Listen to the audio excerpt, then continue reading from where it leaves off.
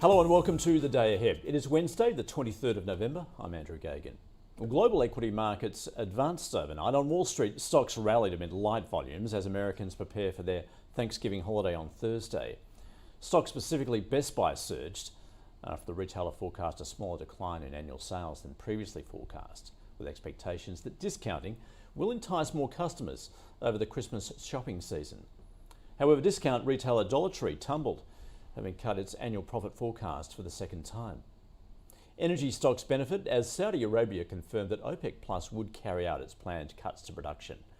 And in the tech sector, shares in Agilent Technologies jumped after the company posted upbeat fourth quarter revenue. Well, the global economy should avoid a recession next year. That's according to forecasts by the OECD. But it's warned that the energy crisis will trigger a sharp slowdown, particularly in Europe. It forecast that world economic growth would slow from 3.1% this year to 2.2% next year, before accelerating to 2.7% in 2024. Australia's economic growth is forecast to slow to 1.9% next year and 1.6% in 2024. And the OECD is forecasting China's economy to expand by 4.6% next year. However, there are immediate concerns about the latest COVID outbreak in the country, with Beijing shutting public venues and Shanghai tightening rules for people entering the city. Well, last night, Reserve Bank Governor Phil Lowe spoke, saying, "We have not ruled out returning to 50 basis point increases if that is necessary, nor have we ruled out keeping rates unchanged for a time as we assess the state of the economy and the outlook for inflation."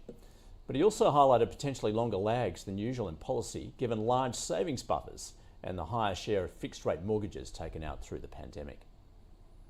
In the US, Cleveland Fed President Loretta Mester reiterated that lowering inflation remains critical for the central bank, saying while wage gains were up, they mostly remain below inflation, suggesting worker pay is not a key driver of inflation. This after she said, "I think we can slow down from 75 at the next meeting. I don't have a problem with that. I do think that's very appropriate." The benchmark 10-year Treasury yield was down to 3.76%, the 2-year to around 4.5%.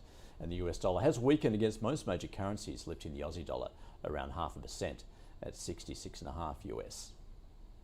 Well, the Australian share market is set for a strong opening, with ASX futures up close to 0.9%. Oil rose more than 2% after the key exporter Saudi Arabia said OPEC Plus is sticking to its cuts to output while possibly taking further measures to balance the market. This is despite concerns about weakening global growth and China's rising COVID cases. Iron ore futures were down marginally, base metal prices were mostly higher, and the gold price gained as the US dollar weakened. And Bitcoin has clawed back above 16,000 US dollars. And that is your day ahead. We'll see you again tomorrow.